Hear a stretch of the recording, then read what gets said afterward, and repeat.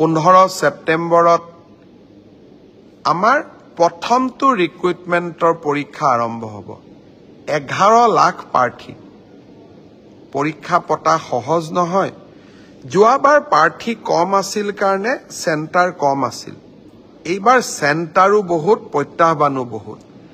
কালিৰ পৰা আমি প্ৰস্তুতি কৰিম যাতে পৰীক্ষা সুন্দৰ কৰি হয় আৰু পৰীক্ষা আমি যাতে সফলতাৰে পাৰ কৰিব পাৰো পৰীক্ষাত নকল কৰা বা পৰীক্ষাত নিয়মৰ বাহিৰত গৈ যিসকলে কপি কৰে নকল কৰে তেওঁলোকৰ বিৰুদ্ধে আমাৰ চৰকাৰে এখন বিধানসভাত আইন প্ৰণয়ন কৰিছে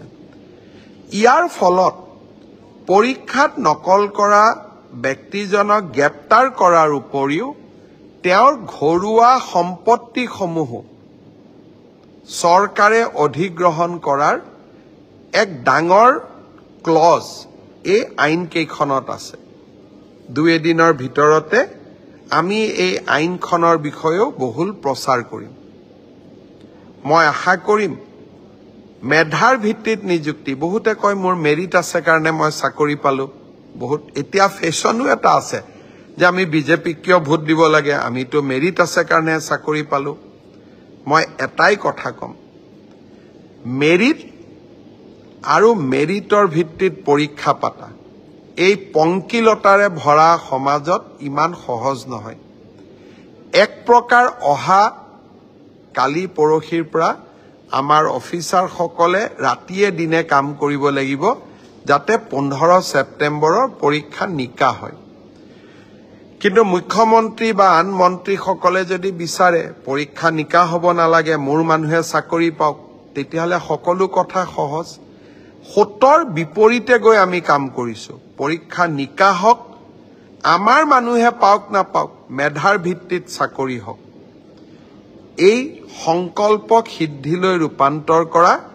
এটা অতি কঠিন কাম 15 সেপ্টেম্বৰত আমি আকৌ এটা শিক্ষাৰ্থীসকলেও পৰীক্ষা দিব চৰকাৰেও এটা কঠিন পৰীক্ষাৰ সন্মুখীন হ'ব মই আপোনালোকৰ সহায় সহযোগিতা বিচাৰিম আমি কেইবাটাও টেলিফোন নম্বৰ দিম কোনোবাই যদি কৰবাত কিবা এই ধৰণৰ বেআইনী ঘটনাৰ সুযোগ পায় নকল কৰাৰ ঘটনাৰ খবৰ পায় কিবা